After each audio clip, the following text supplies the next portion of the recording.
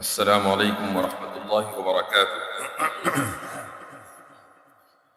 بسم اللہ الرحمن الرحیم، الحمد للہ رب العالمین، والصلاة والسلام على سید الانبیاء والمرسلین وعلى آلہ وصحبہ اجمعین، اما بعد فقد قال اللہ تعالی فی کلامہ المجید: ان الملوک اذا دخلوا قریۃ افسدوها وجعلوا اعزۃ اہلها اذلہ۔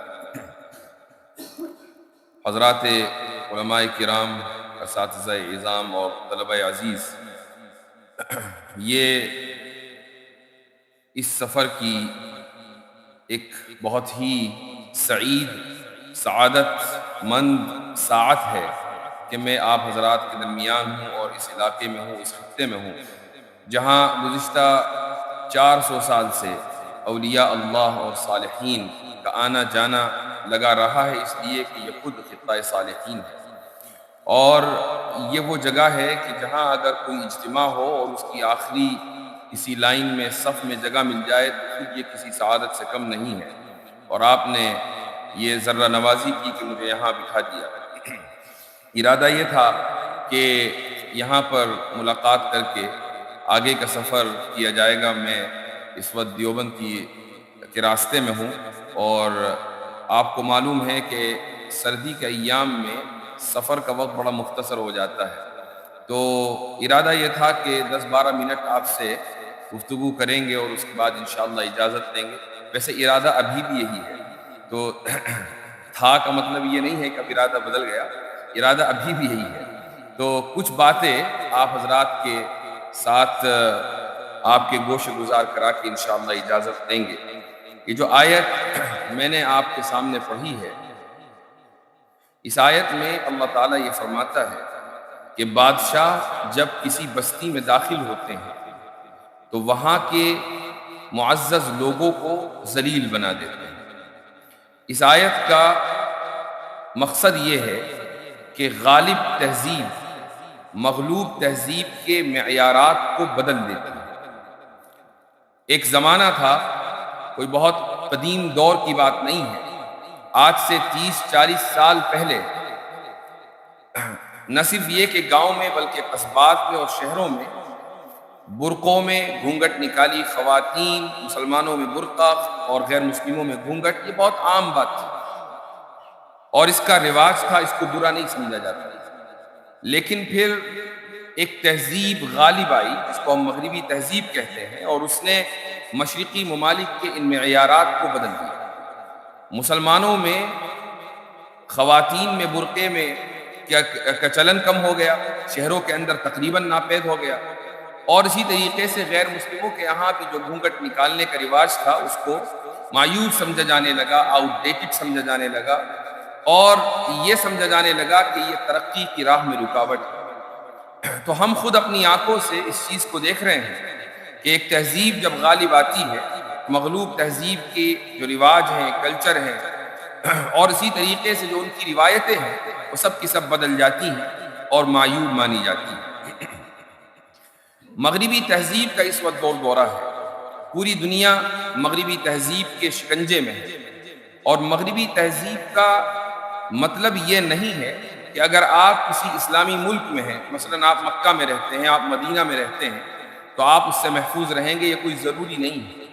آپ کعبۃ اللہ میں بھی رہیں اور مغربی تہذیب کے اثرات آپ کے اوپر حاوی ہوں، آپ کی زندگی میں پائے جائیں، تو آپ مغربی تہذیب کا شکار ہو چکے ہیں۔ اس سے کوئی فرق نہیں پڑتا کہ آپ حرم مکی میں ہیں کہ حرم مدنی میں ہیں۔ تو مغربی تہذیب کا شکنجہ اس وقت پوری دنیا کو لیے ہوئے ہے اور پوری دنیا اس کے شکنجے میں ہے، لیکن سوال یہ ہے کہ مغربی تہذیب ہے کیا؟ اس کی چند خصوصیات ہیں۔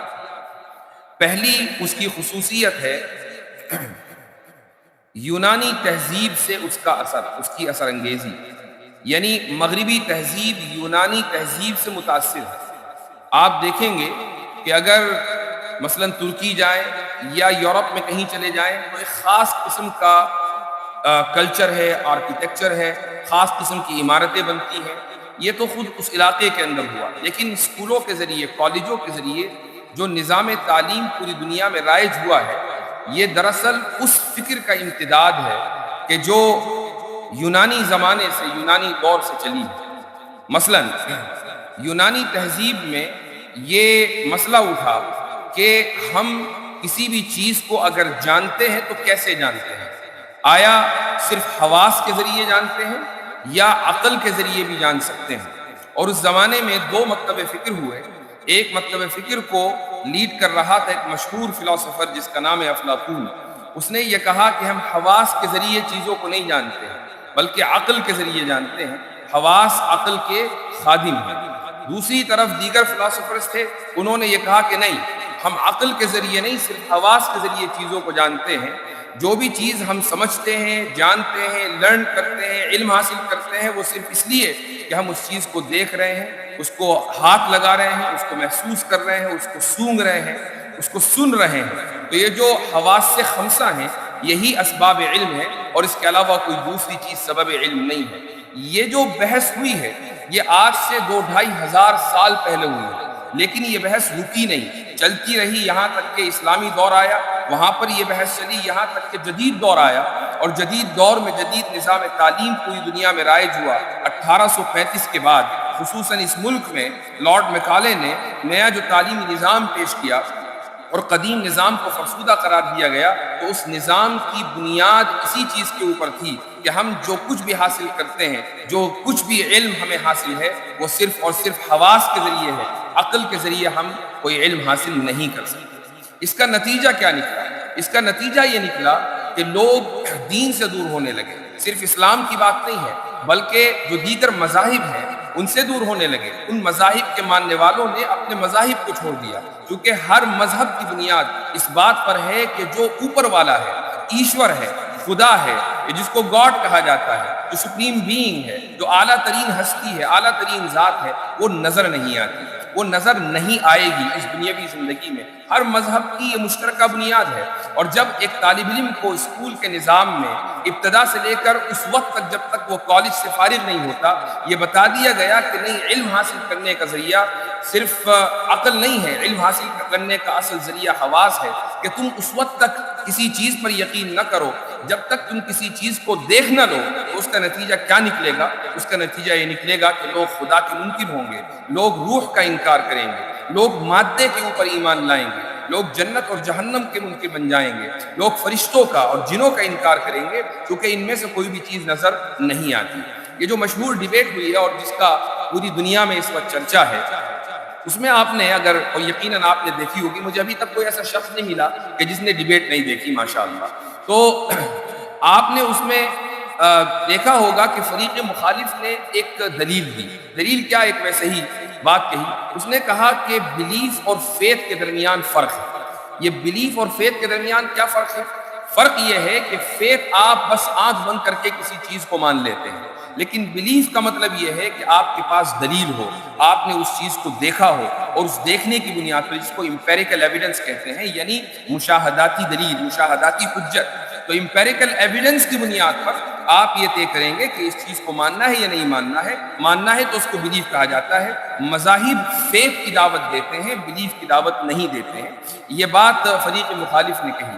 اس کی بنیاد کیا تھی؟ اس کی بنیاد وہی تعلیمی نظام ہے، جو کہ تعلیمی نظام نے فریق مخالف کو یہ بتا دیا اور ان جیسے لوگوں کو یہ بتا دیا کہ آپ آنکھ بند کر کے اگر کسی چیز پر یقین کریں گے تو اس کو فیتھ کہا جاتا ہے۔ مذاہب اسی کی طرف بلاتے ہیں، تو ٹھیک ہے، اپنے دل کی خوشی کے لیے، اپنے دل کی تسلی اور اطمینان قلب کے لیے اگر آپ کو خدا پر ایمان لانا ہے تو لے آئے، رسول پر ایمان لانا ہے تو لے آئے، لیکن نہ خدا کو کسی نے دیکھا نہ کوئی دیکھ پائے گا، لہٰذا بلیف اہم ہے، فیتھ اہم نہیں ہے۔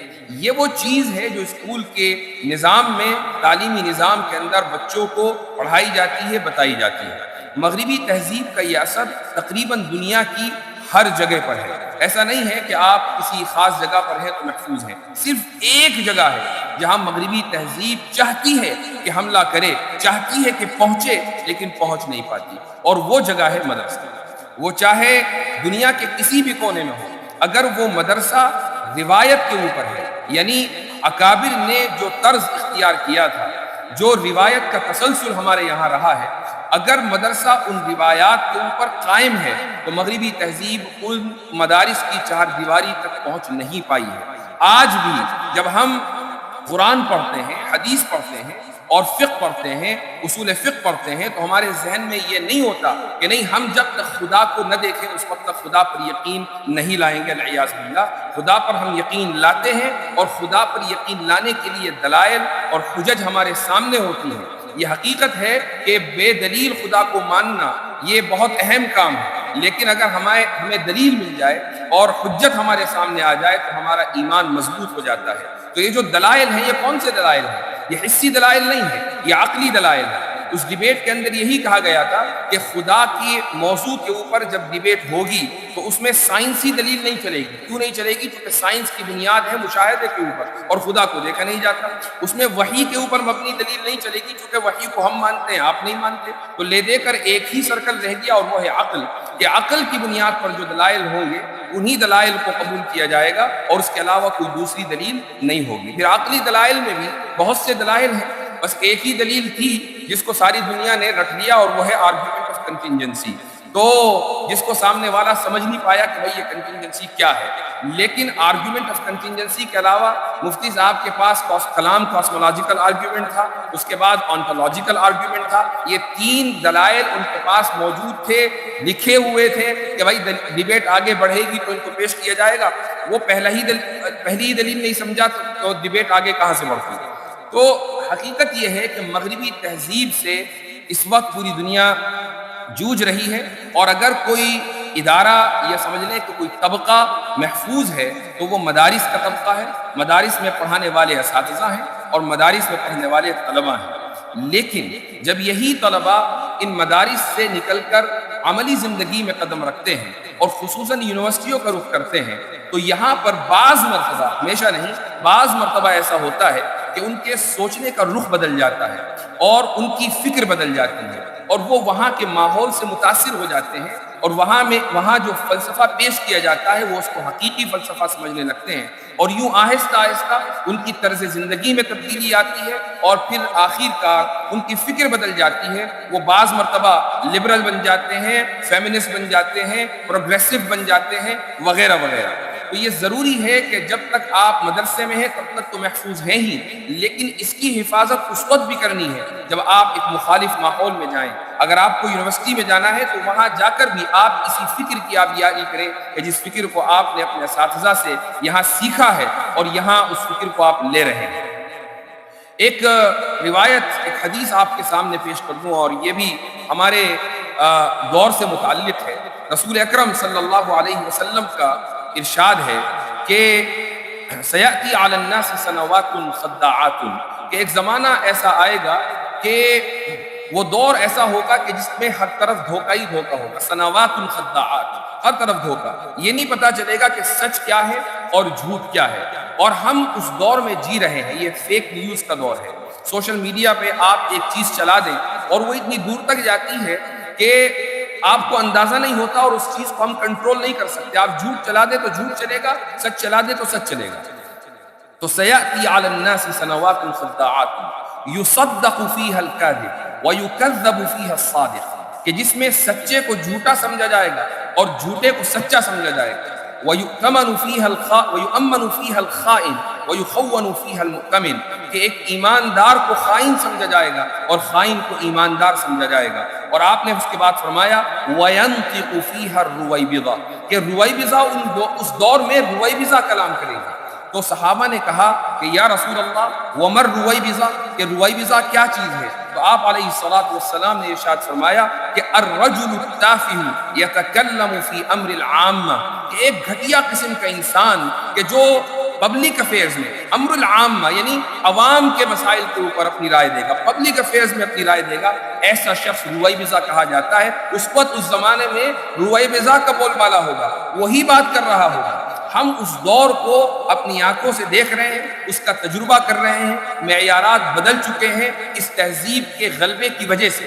آج آپ دیکھیں کہ سوشل میڈیا پر، اور ہم میں سے تقریباً ہر ایک بڑی تعداد، یعنی میں کہتا ہوں کہ اگر کوئی شخص سوشل میڈیا پر نہیں ہے تو وہ اہل اللہ میں سے ہے، وہ اولیاء اللہ میں سے ہے۔ اگر اس کے پاس اسمارٹ فون نہیں ہے تو وہ ولایت کے درجے پر فائز ہے۔ حقیقت اس وقت یہ ہے۔ تو آپ میں سے ایک بڑی تعداد اگر آج نہیں ہے تو کل سوشل میڈیا پر اس کو جانا ہے۔ یہ وہ پلیٹ فارم ہے کہ جہاں پر ایک انسان کو رویبضہ بننے میں دیر نہیں لگتی۔ یہ وہ پلیٹ فارم ہے کہ جہاں ایک انسان کو پبلک افیئرز میں اپنی زبان کھولنے میں دیر نہیں لگتی ہے، چونکہ پبلک پلیٹ فارم ہے، آپ جو بات کہیں گے وہ بہت دور تک جائے گی۔ اس لیے آپ کی مدرسے کے ماحول سے آنے کی وجہ سے، مدرسے کے طالب علم یا استاذ ہونے کی حیثیت سے آپ کی جو ذمہ داری ہے وہ بہت بڑی ہے کہ آپ جو کہہ رہے ہیں وہ ذمہ داری کے ساتھ کہیں، آپ جو کہہ رہے ہیں وہ قانون کے مطابق کہیں، آپ جو کہہ رہے ہیں وہ شریعت کے مطابق کہیں۔ آخر شریعت ہی تو ہے جو ہمیں قانون کا پابند بناتی ہے۔ آپ جو کہہ رہے ہیں وہ قرآن کے مطابق ہو، اور آپ جو کہہ رہے ہیں وہ سنت کے مطابق ہو، اور اسلاف کی ان روایات کے مطابق ہو کہ جن روایات کے ذریعے انہوں نے قرآن اور سنت کی حفاظت کی ہے۔ یہ بہت ضروری چیز ہے کہ جب ہمارے نوجوان سوشل میڈیا پر جاتے ہیں اور کچھ شہرت ان کو ہاتھ لگتی ہے تو وہ سمجھتے ہیں کہ اب ہمیں رائے دینے کا مکمل حق ہے کہ ہم جو چاہیں گے بولیں گے، کیونکہ یہاں ہماری نگرانی نہیں ہے۔ یہ ضروری ہے کہ آپ اپنے آپ کو اسلاف کی روایات کا پابند بنائیں، تبھی آپ رویبضا بننے سے محفوظ رہیں گے۔ رسول اکرم صلی اللہ علیہ وسلم کی یہ پیشگوئی آپ پر صادق نہیں آئے گی۔ چند چیزیں ہیں کہ جو انسان کو رجل تافہ بننے سے بچاتی ہیں۔ آپ علیہ الصلوۃ والسلام نے چونکہ رویبضا کی تعریف الرجل التافہ سے کی ہے، تو رجل تافہ کون ہے؟ یہ وہ شخص ہے جو مقاصد شریعت کے خلاف اپنی زندگی گزارتا ہے۔ شریعت کے مقاصد چند ہیں، مثلا عقل کی حفاظت، اس میں نسب کی حفاظت ہے، دین کی حفاظت ہے، مال کی حفاظت ہے، جان کی حفاظت ہے۔ آپ دیکھیں کہ سوشل میڈیا کے دور میں انسان کیا اپنے اور دوسرے کی دین کی حفاظت کر پاتا ہے یا نہیں؟ مثلا آپ کو بہت سے لوگ ہیں اس وقت پڑوس ملک میں، یہ فتنے خوب ہیں، کوئی انجینئر بنا ہے، کوئی وکیل بنا ہے، کوئی کچھ اور بنا ہے۔ یہ کون لوگ ہیں؟ یہ الرجال التافہون ہیں کہ جنہوں نے اسلاف کی روایات کی مخالفت کی ہے اور قرآن اور سنت کے نام پر انہوں نے پوری دنیا کو گمراہ کرنے کی کوشش کی ہے۔ دین کے تحفظ کے نام پر لوگوں کے دین کے اوپر ڈاکے ڈالے ہیں۔ یہ وہ لوگ ہیں کہ جنہوں نے اسلاف کے اس طریقے سے بغاوت کی ہے کہ جس طریقے کی بنیاد پر ہمارے اسلاف نے قرآن اور سنت کی حفاظت کی تھی۔ تو آپ ہر حال میں اپنے آپ کو ایسے افراد سے بچائیں، اپنے آپ کو دور رکھیں ایسے لوگوں سے، اور یہ کوشش کریں کہ آپ کبھی بھی اپنی زندگی میں رجال تافہون نہ بنیں۔ تو یہ چند باتیں ہیں، چند گزارشات ہیں ایک بڑے بھائی کی طرف سے چھوٹے بھائی کے لیے، چھوٹے بھائیوں کے لیے۔ تو مجھے امید ہے کہ آپ حضرات ان باتوں کو ذہن میں رکھیں گے اور سوشل میڈیا کی چمک دمک سے اپنے آپ کو اس وقت تک دور رکھیں گے جب تک اللہ تعالیٰ کو خود فیصلہ آپ کے لیے نہیں ہو جاتا کہ اب آپ کام کرنے لگیں، کیونکہ آگے کا جو دور ہے آرٹیفیشل انٹیلیجنس کا دور ہے، سوشل میڈیا کا، تو ابھی دور چل رہا ہے، آگے کیا ہوگا اللہ جانے۔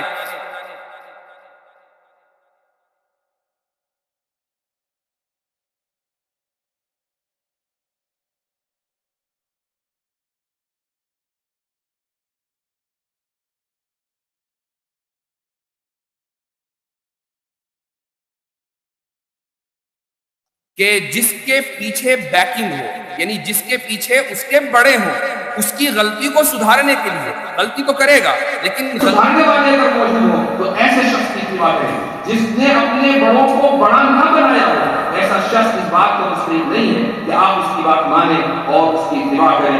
جزاکم اللہ خیر الجزاء، وآخر دعوانا الحمد للہ رب العالمین۔